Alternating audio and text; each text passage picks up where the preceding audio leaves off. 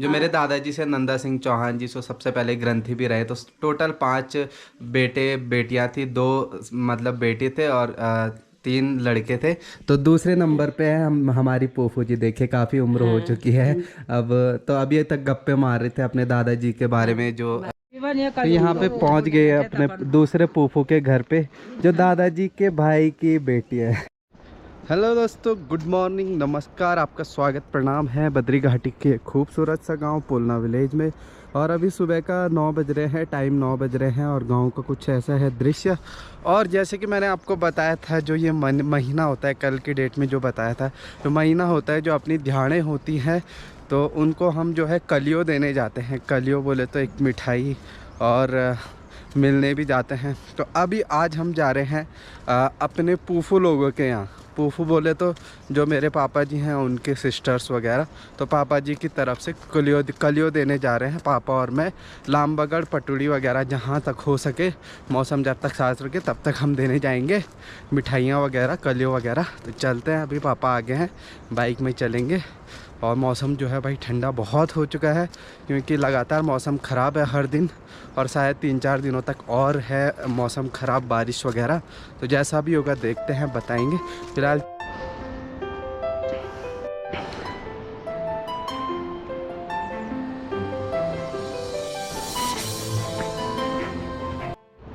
तो टाइगर जनाब अपनी यहाँ पे खड़ी है, मैली हो रखी है बहुत, कई दिनों से धोया नहीं क्योंकि पानी नहीं आ रहा था नीचे। फिलहाल चलते हैं।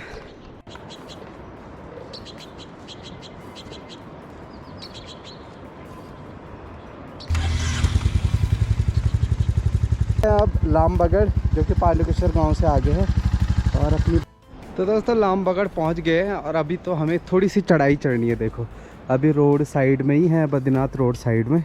और यहाँ से अभी हमें चढ़ते चढ़ते चढ़ते इस यहाँ पे एक गांव बसता है, वहाँ पे जाना है। फूफू का गांव है, तो ज़्यादा नहीं है, 1.5-2 किलोमीटर होगा चढ़ाई। उसके बाद खूबसूरत सा गाँव आता है।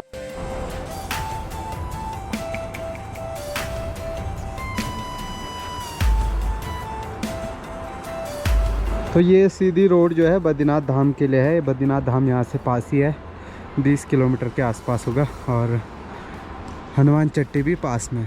तो अभी तो काफ़ी पैदल चलना है, चलते चलते, पर मज़ा आ रहा है, रास्ता बढ़िया है।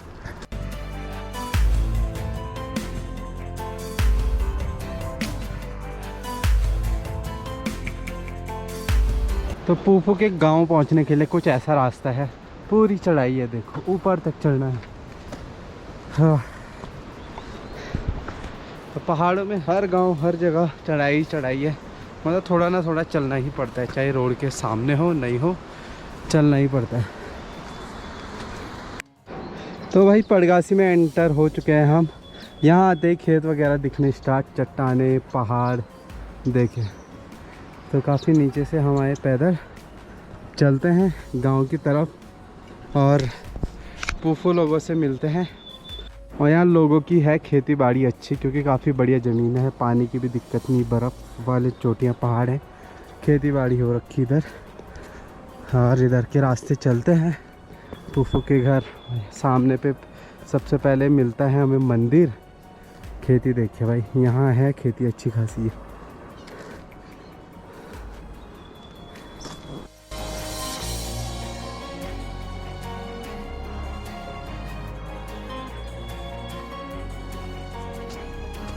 गाँव में कुछ ऐसी गलियाँ हैं, छोटी छोटी बारीक बारीक। ये देखो,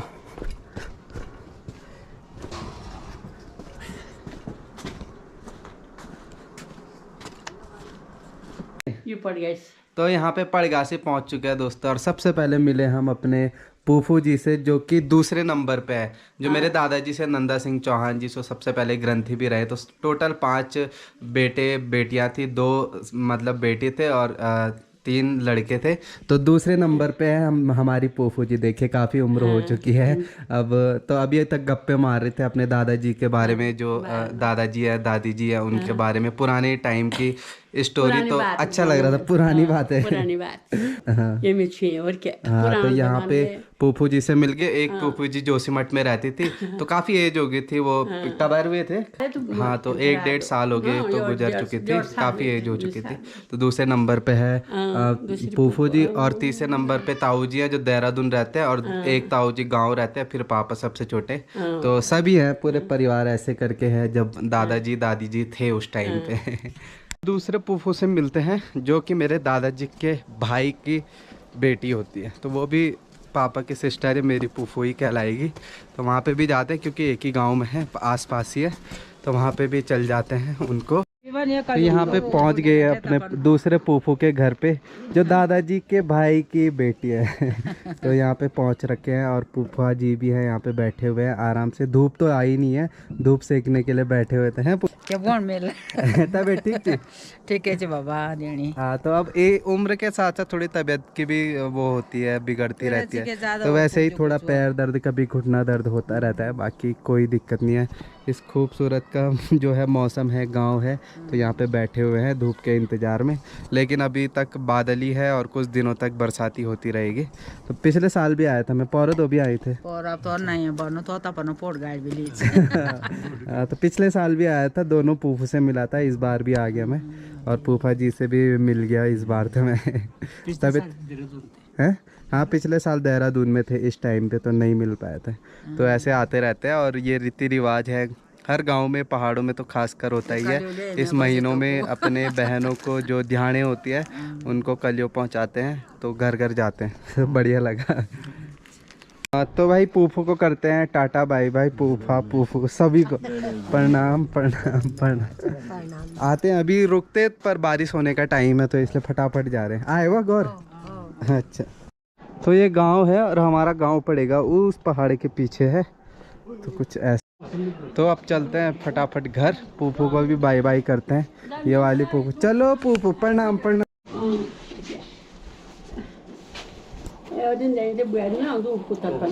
धूप? अच्छा, तो ये धूप है, ये प्रणाम प्रणाम। हेलो, ये कौन है? इसका नाम क्या है? ये देखो, तो नाती है, मेरी फूफू का नाती है, फूफू का नाती, छोटा सा। चल फूफू आए तब घर हो। तो घर भी पहुंच चुके हैं अभी वापस गांव में। ज़्यादा दूर है नहीं, लामबगड़, लामबगड़ है पास ही है, लगभग 8-9 किलोमीटर होगा यहाँ पुलना गांव से, तो आने जाने में टाइम नहीं लगता।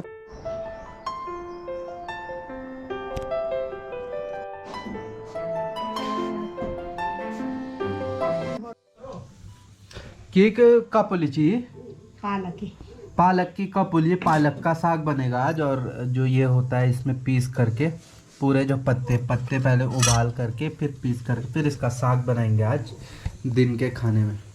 बना रही है मम्मी अभी।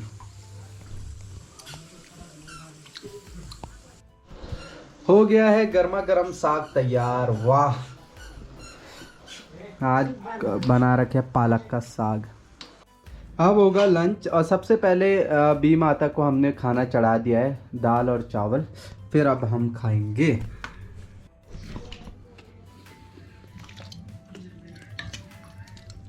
चुन्नू आ जा। तो दोस्तों इवनिंग का टाइम है, अभी चाय का टाइम है, और यहाँ ये चुन्नू आ गया बिस्तर में सोने के लिए। नीनू आ रही, निन्नू आ रही है, चल बाहर खेल करने। तो चाय वगैरह पी करके अभी थोड़ा टहलने जा रहे हैं इधर, ऐसे ही आसपास, गांव के आसपास चल जाते हैं टहलने के लिए। पर ठंड बहुत हो रही है क्योंकि मौसम देखो, सुबह ख़राब शाम को ख़राब, ऐसे ही हो रहा है।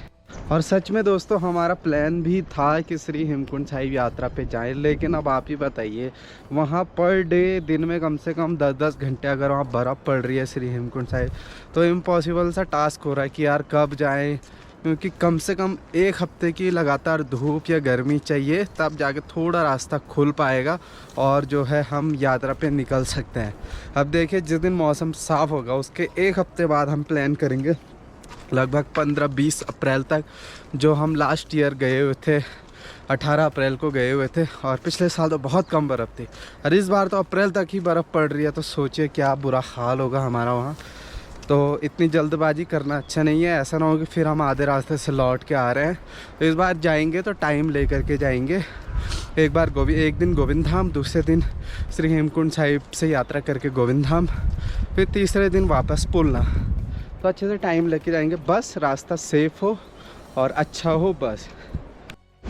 तो दोस्तों कई दिनों से बाइक नहीं धोई क्योंकि यहाँ से ना पानी बंद कर रखा था नीचे गाँव। अब देखो पानी आ गया, कितना बढ़िया लग रहा है यहाँ पर। और हाथ में आप लकड़ी देख रहे होंगे, अभी आग जला रहे हैं हम टीन सेट के अंदर। बारिश आ रही है क्योंकि अंदर, तो भाई कितना अच्छा पानी है। और हम तो सोच रहे थे अगर धूप रहती, गर्मी रहती तो यहाँ पे ज़रूर हम नहाने आएंगे, लेकिन मौसम कुछ ऐसा है कि हम अपने मन की करने नहीं दे रहा है। तो जहाँ हो रही है ख़तरनाक बारिश पूरे गांव में, और अभी हम जलाने वाले हैं आग वहाँ पे। ठंडा बहुत हो रहा है भाई, गर्मियों के तो दिन चले गया, मुझे ऐसे लग रहा है जून में। और जल चुकी है अपनी आग यहाँ पे, अब आग सेकेंगे कुछ देर। और एक लकड़ी तोड़ रहा।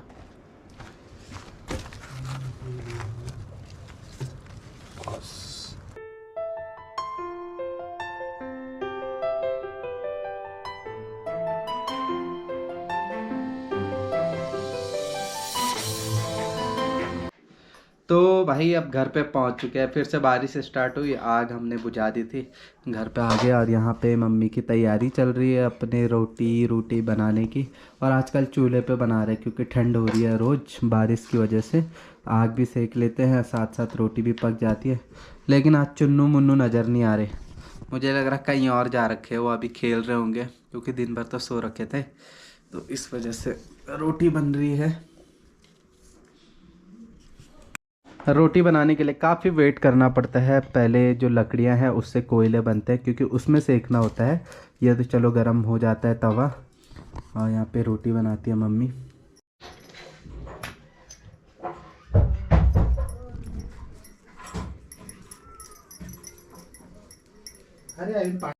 यहाँ पे दी माता जी जो काफ़ी दिन हो चुके हैं, उनके लिए चाय खाना सब कुछ रखते हैं। अभी डिनर का भी सबसे पहले रखते हैं माता जी को, फिर हम लोग खाते हैं।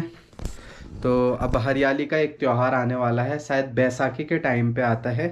बैसाखी में भी मैं जाऊंगा गोविंद घाट गुरुद्वारा साहिब में, वहाँ पे भी कुछ फंक्शन होगा छोटा मोटा, तो वहाँ भी दर्शन कराएंगे। और उस टाइम विदा करते हैं वी माता को हम यहाँ से, और फिर अगले साल फिर प्रस्थान करेंगे घर पे, फिर आएंगे, फिर पूजा वगैरह होती है। और दोस्तों आज मतलब मैं एक इंस्टाग्राम स्क्रॉल कर रहा था, तो वहाँ पे मैंने अपने दोस्त जो बचपन में था देहरादून में, जब हम फुटबॉल खेलते थे छोटे छोटे थे, तो उसकी जब मैंने फ़ोटो देखी, क्योंकि उसने शायद अपना करियर, शायद नहीं करियर बना दिया है बॉडी बिल्डिंग फील्ड में। और इतना अमेजिंग लग रहा था, इतनी खुशी मुझे हो रही थी ना, मतलब बहुत अच्छा लग रहा था। और बहुत मोटिवेशन मिला उसको देख करके, किस तरीके से हाथ में खेलते थे, किस तरीके से कुछ भी चीज़ अगर हासिल करनी हो वो चीज़ आसान नहीं है। तो सेम बॉडी बिल्डिंग का है, उसमें एक उबला हुआ खाना खाओ, अंडे खाओ, क्योंकि मेरा भी कभी ना कभी पैशन रहा है, वो शौक़ था। तो जब मैं बेंगलोर में था तो जिम जाता था, उस टाइम काफ़ी हो गया था मैं अच्छा खासा डेली वर्कआउट करना। तो उससे देख के फिर से एक मोटिवेशन जागी, फिर से अंदर से एक पैशन जागा कि हाँ यार ये बहुत अच्छी चीज़ है, हेल्दी रहना, फिट रहना, और शरीर को जितना अच्छा बनाओ तो बेटर है। तो बस इस साल मैंने यही प्रण लिया है कि थोड़ा बजट बनेगा तो गांव में ही छोटा मोटा जिम के सामान वगैरह ले करके, डंबल्स वगैरह कुछ मशीनरी चीज़ें होगी, बजट बनेगा तो मैं ज़रूर इस बार करने वाला हूँ ऐसा। और एक हेल्दी लाइफ स्टाइल जीना सबको चाहिए, वैसे कोई इशू नहीं है, जो जिस तरीके से देखता है। यहाँ तो खैर पहाड़ों में ऐसा नहीं है कि तुम हेल्दी लाइफ स्टाइल नहीं जी रहे हो, रोज़ घूमना पड़ता है, चलना पड़ता है, वो भी अच्छी बात है। बट एक शौक़ है थोड़ा पंप करना अपने शरीर को, बाइसेप को, चेस्ट को, एक अच्छा फील होता है, एक मतलब स्ट्रेस कम हो जाता है बहुत। तो इस साल मेरा सपना है, और वाहिगुरु जी से बस इतनी प्रार्थना करूँगा इस साल कुछ हो ना हो।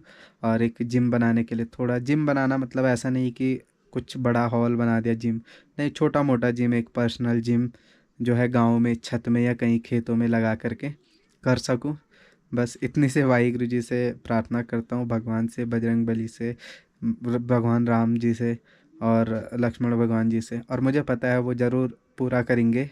ये चीज़ जो मेरी मांग है, जो मेरा सपना है।